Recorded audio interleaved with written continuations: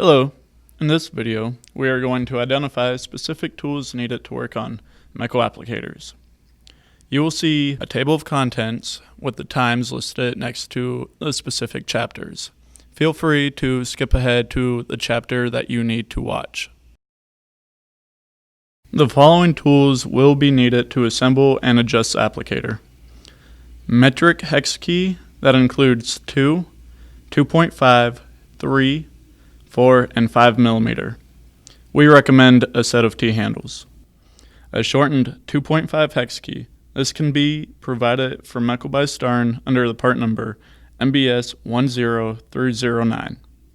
Metric wrenches including 7, 8, 10, and 13 millimeter. A brass tapping rod, and a bench stone for deburring. There are a few specialty tools that Mecal by Starn recommends having.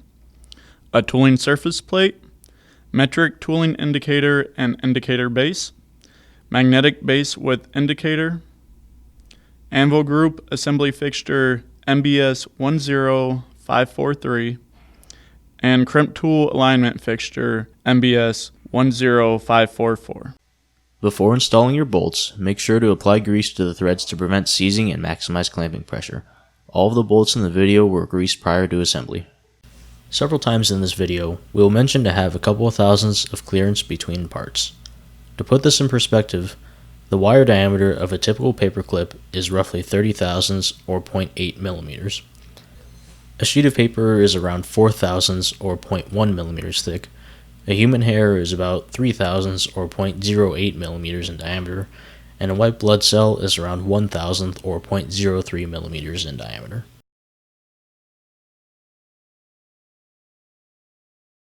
We start with the blank applicator, that is a basic assembly, including the common parts that most all applicators have. First, you will remove the main ram of the applicator and set it aside. Second, we disassemble the base plate from the body casting.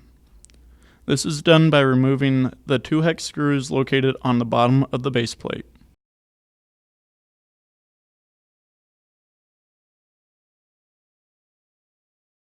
We will then loosen the 4 screws that hold on the gibs. Once they have been loosened, they will be able to move around. You will then move the gibs to the outermost position and then tighten them.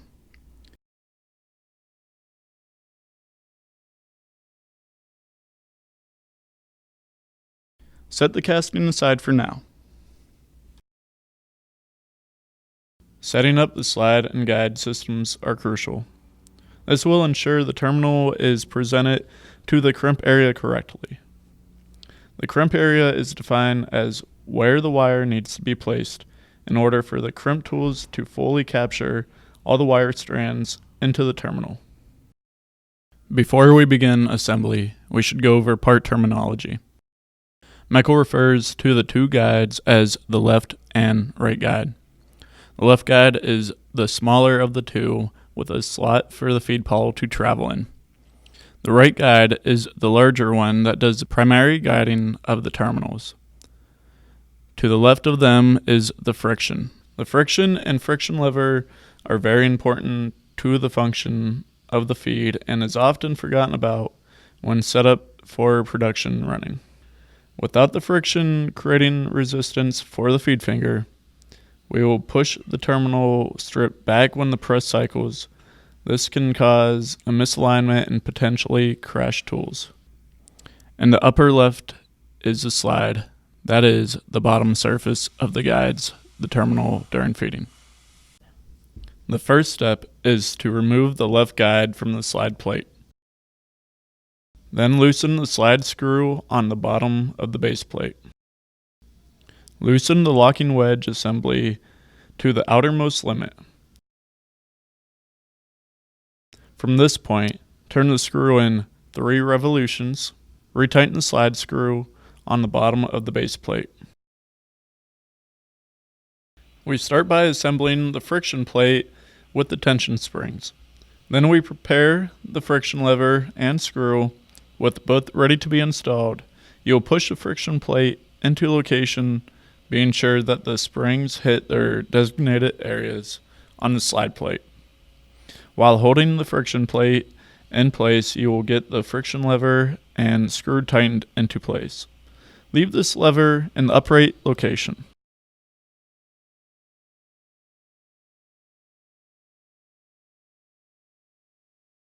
Next, we are attaching the right guide with the correct spacers that correspond to the bill of materials. This consists of the spacer or spacers, the guide, and 2 M3 bolts and washers. Leave the bolts loose for this moment.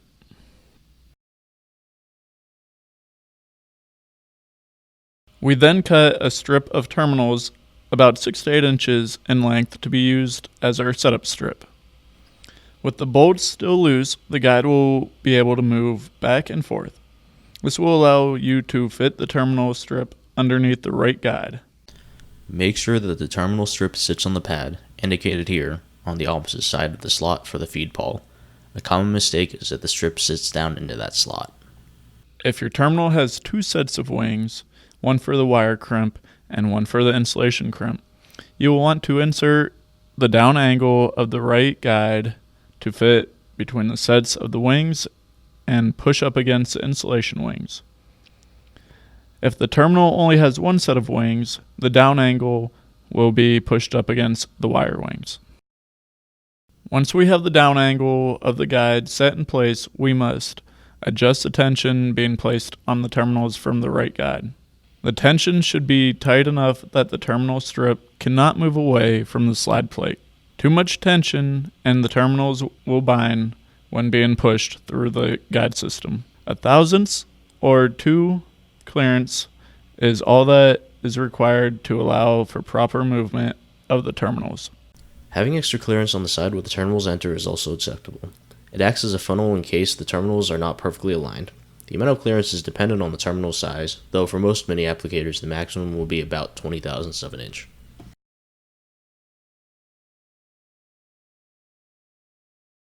In order to set up the feed finger, or pawl, and the left terminal guide, we have to set up the strip of terminals in place on the slide. With these terminals in place being held by the right guide, you will set the left guide and the mounting screws in place. Be sure to leave the screws loose for the moment. With the mounting screws loose, you can position the slot of the left guide to be centered over the holes in the carrier strip. This slot is what guides and supports the feed pawl. This alignment will be covered in Chapter 9. Once you have the left guide in position, hold it in place while tightening the screw. Be sure not to twist or move the guide during this process.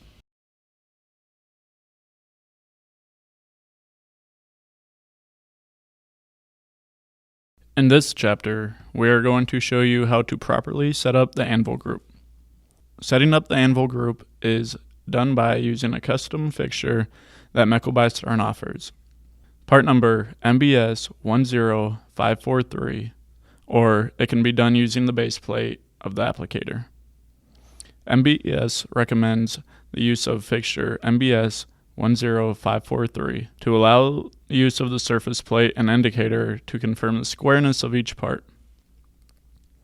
Each applicator has a specific exploded view of the tools that are particular to the applicator. This is called a personalization. It shows the configuration of the tools and how they will be assembled. Be sure to clear any debris from the fixture or base plate prior to beginning setup. Attach the anvil support to the fixture using the M5 screw. Be sure to tighten this part down securely. There is a track that will allow the support to seat down in. This behaves similarly to the applicator baseplate. Make sure to square up the anvil support on the fixture.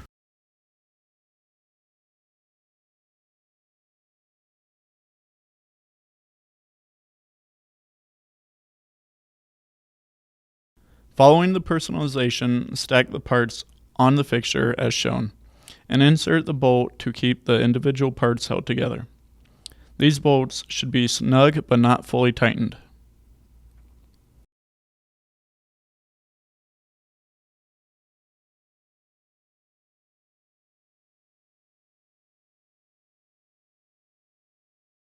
Using a piece of brass, tap the parts to align them together.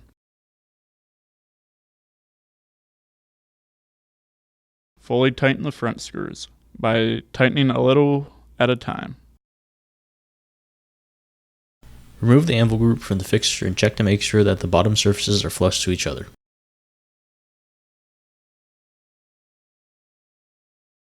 Set the anvil group aside for now.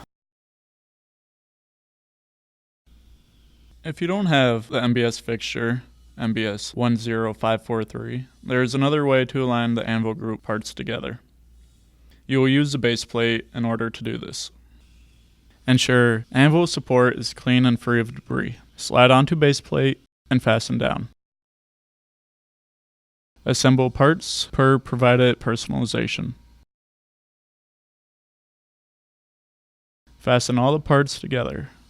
Do not fully tighten them down.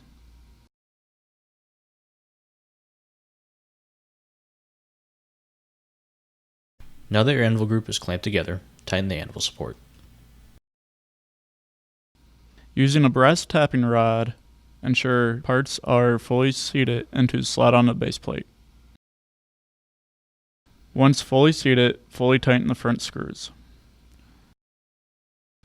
You will now remove anvil group from base plate. Check to make sure bottom surfaces are flush to each other. Finish assembling anvil group parts per the personalization.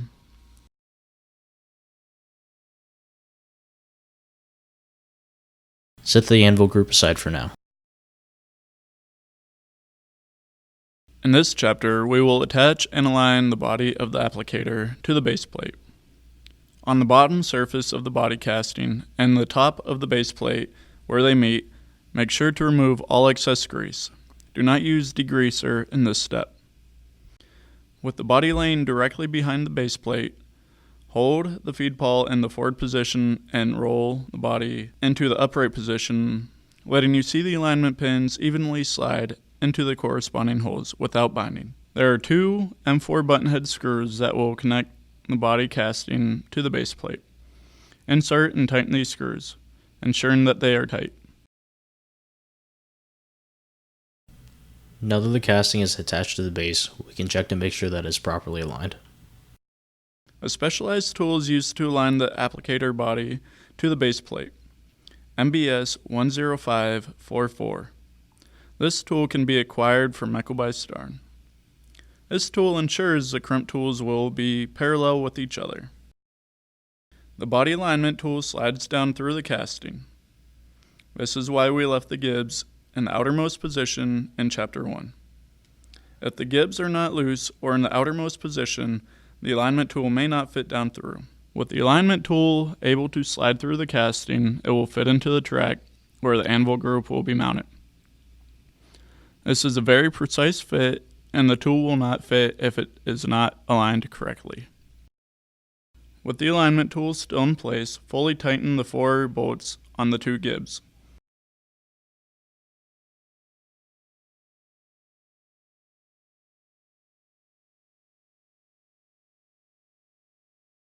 In this chapter, we will cover applicator ram assembly. During the factory setup, the cam, large hex screw, and insulation block are removed from the ram. After the initial setup, a technician should not have to remove the insulation block or cam when setting up new tools. Reference the personalization that is specific to your applicator. This is provided with each applicator. We begin by assembling the rear depressor on the back of the ram. The cover, depressor, spring, and holder are held in with an M3 screw.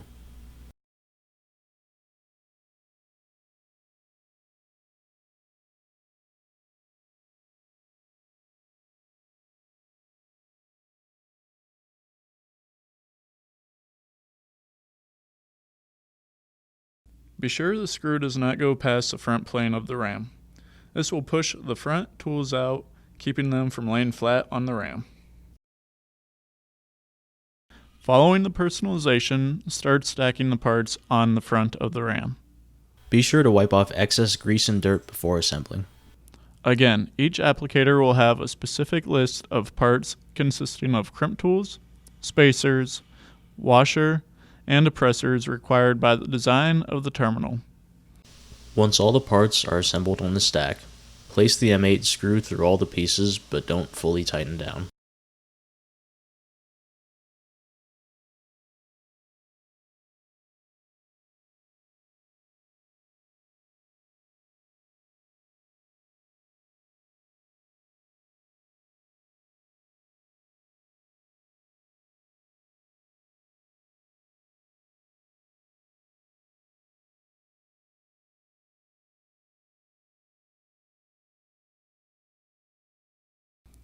The cam is the piece that actuates the feed at the correct time.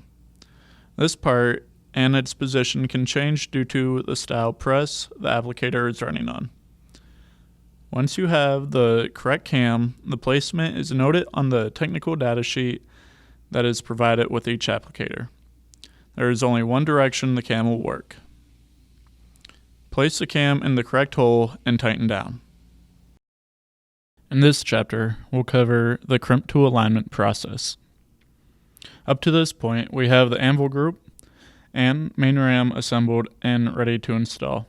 In this chapter, you will see how to align these assemblies together, set clearances, and the procedure to getting them tightened and into position. First, we start by installing the Anvil group that we previously assembled, placing it into the track on the baseplate.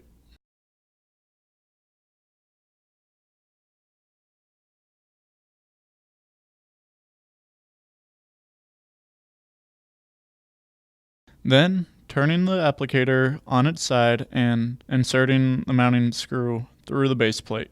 Do not fully tighten the screw. Slide the Anvil group as close to the operator as possible.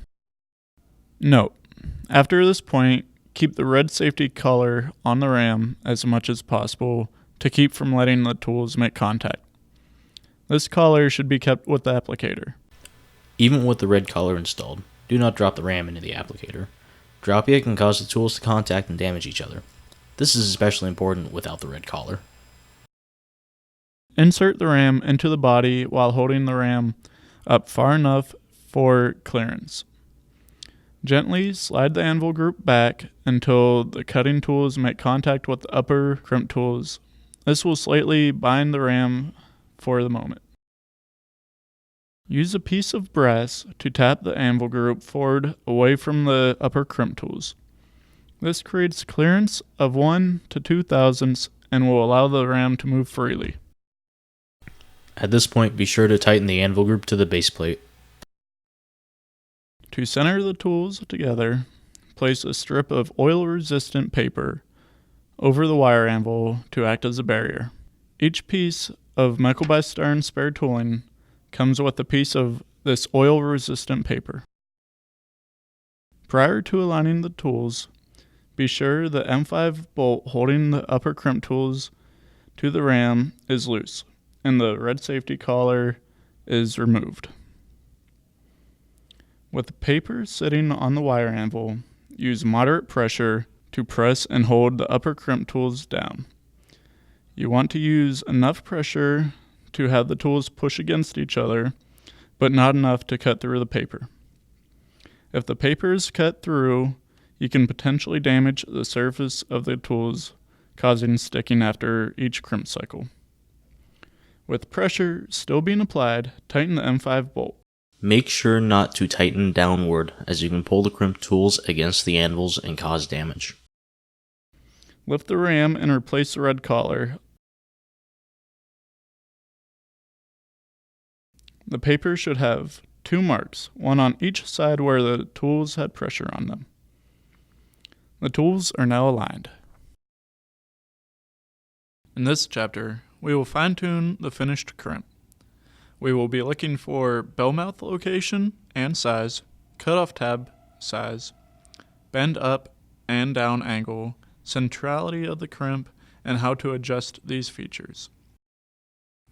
Start by placing the applicator into the press. You will need to hold the RAM up as you slide the applicator into the bottom locking feet. The RAM will engage at the same time in the T-coupler of the press. Tighten down the adjustable locking foot on the press base plate. Once the applicator is secured in the press, the red collar can be removed until the applicator is removed from the press.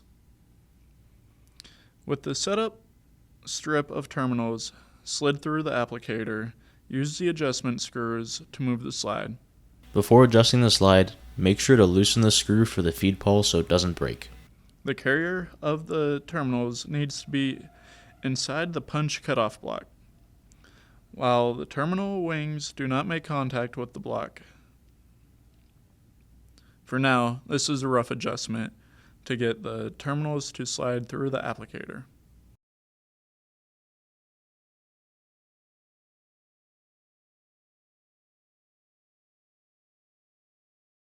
After adjusting the slide, don't forget to tighten the screw down for the locking wedge. Now that the slide is roughly positioned, we can center the feed pawl in the left guide. To set the feed pawl in place, we first loosen the mounting screw that attaches it to the feed assembly. This allows it to slide in and out for proper positioning. Center the feed pawl in the slot on the left guide.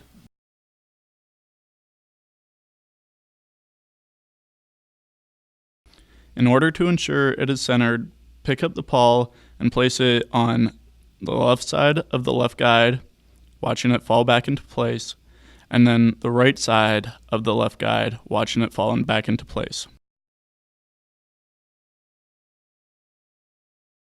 Due to the tight space where the screw is located, Mecal by Starn has an altered 2.5mm hex key wrench to better fit into that space. This part number is MBS 10309 if you would like to order one of these tools. The adjustable terminal support keeps the terminal from bending up or down. With the terminal strip still in the applicator, loosen the two M5 screws on the back and use the N2 set screw to move the part up or down to level and support the terminal. For now, this is a rough adjustment to get the terminal as close to level.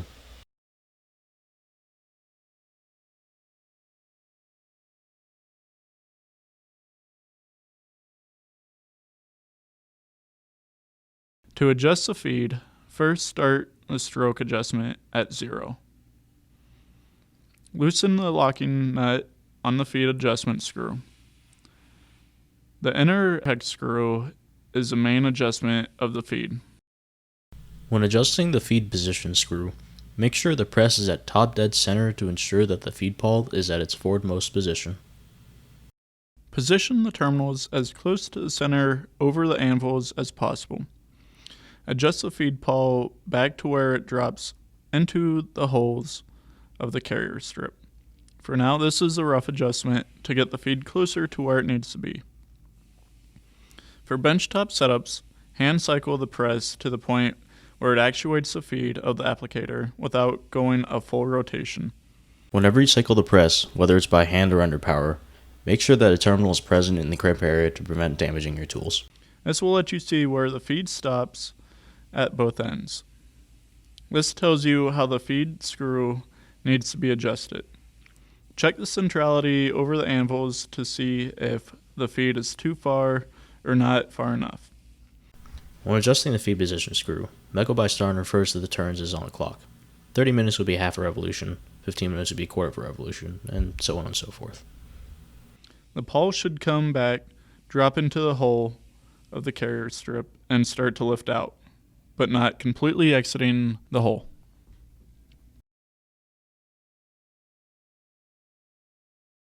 The stroke adjustment changes the length of the swing on the feed arm. Short pitch terminals will be less than 0, and larger pitch terminals will be more than 0. On mechanical style applicator, both the stroke adjustment and the feed adjustment will be needed to fine-tune the feed of the terminal. This will take some trial and error. All adjustments should be minimal after this point.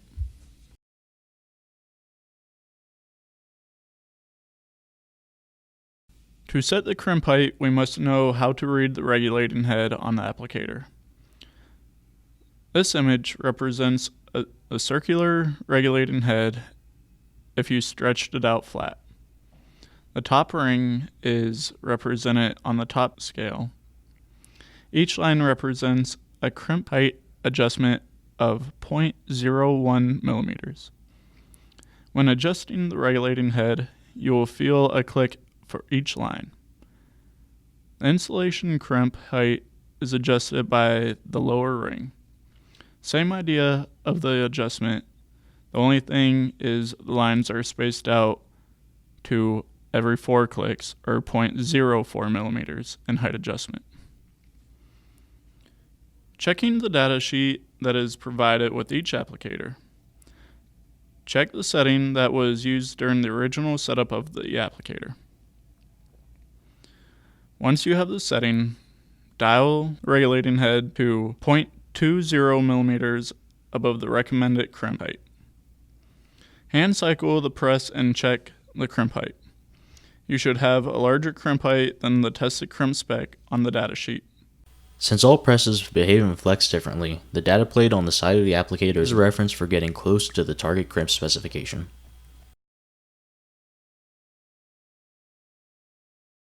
At this point, check to see how the centrality is looking. A microscope or magnifying glass is very helpful to check this. Dial down in 4 to 5 click increments until under 0.10 millimeter within the desired crimp height. Then go 2 click adjustments until down within 0.05 of desired crimp height. Check the centrality, bell mouth, and cutoff tab each time you check crimp height. If this is the original setup, it is a good idea to start at a higher crimp height and walk down from there.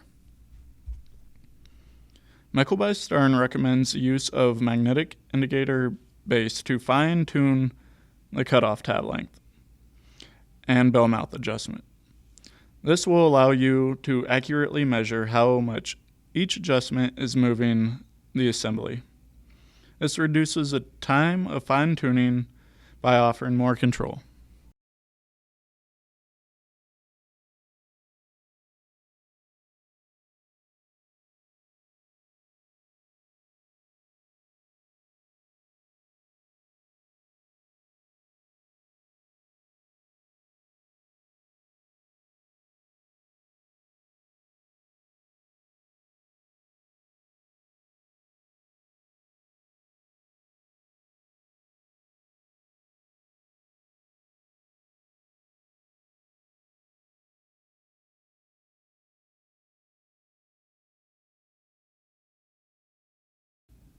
Once the crimp height is at 0.05 millimeter above the recommended crimp height, when hand cycling, we are ready to crimp a sample under power.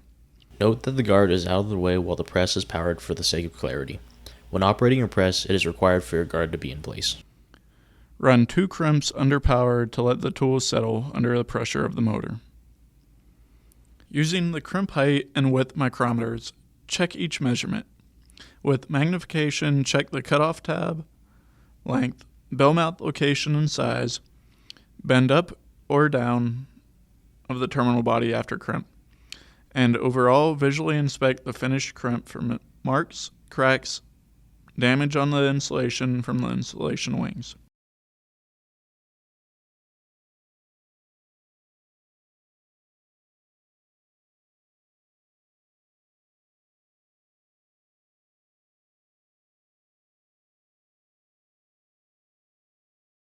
In this chapter, we'll cover ejector installment, as well as storage and maintaining the applicator. Screw the ejector with the spacer block into the body casting, leaving it loose enough to move back and forth. The difference between an ejector and wire stop is that one drops down further to allow the operator to push the wire against it before crimping. It also doubles as an ejector. You will then slide the ejector all the way to the very back. Now you will take the ram, ensuring that the red collar is on, slide it down while maintaining positive control of it. Ensure the crimp tools do not crash. If your applicator uses an ejector, place it as close to the crimp tools without touching or crashing. For a wire stop, Mecal by Starn sets its position to achieve a 0.5 millimeter brush length, but its placement may change depending on customer requirements. Make sure that it does not crash against the tools or the depressor. Proper storage and maintenance can add a significant amount of life to your applicator. You should ensure the applicator is stored in a cool, dry, and non-corrosive environment with the red safety collar on, as well as ensuring a light coat of white lithium grease is applied to the ram and to the roller pin on the feed assembly.